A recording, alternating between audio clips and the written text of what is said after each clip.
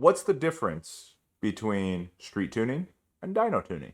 Street tuning is a variable environment where you have changing conditions, temperatures, the road surface is changing, so traction control might come into play. Certain driving styles that you may not be able to do, say, on a dyno, you might be doing them on the street. Um, the dyno tuning is going to be more focused on refinement and verification, making sure that the car is doing what it's supposed to do. And I think all these concepts are much easier to understand when you consider really what a tuning process should look like. So when I tune the car, if I bring it into my dyno, I'll do a couple baseline pulls because it usually takes about 3 or 4 pulls for everything to warm up on the car. And then you start to get accurate reproduction and power output. And usually power goes up. And once that's been established, then I'll start tuning the car.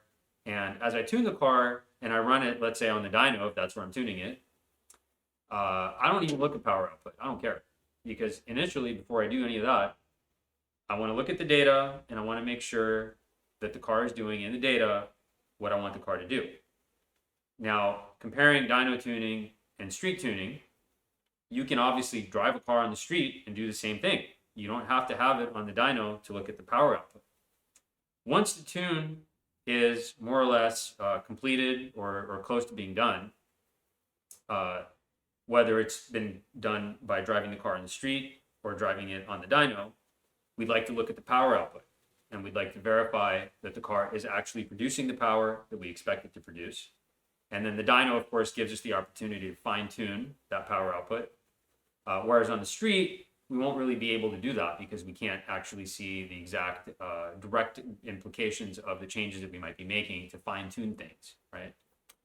Now, of course, there are certain other applications, forced induction and whatnot, where the dyno becomes more important. We need to manage torque. We need to look at things like that. And in that case, it may be really important to have it on the dyno. But the dyno tuning and street tuning are both different. But in general, I would say both are great to have. The focus really should be on street tuning for the most part in general, because it's more realistic when you have your car on the actual street, all the different environmental variables, the amount of data that you can collect. The dyno, what are you going to live on the dyno for weeks at a time? No, but you get in your car, you go to work, you drive somewhere, maybe you drive it on the track, you can get hours and hours and hours of data. That data can be used to create models and statistical representations of different things that happen with the car over time. Various emissions control things that can have impact on fuel trims and ignition timing.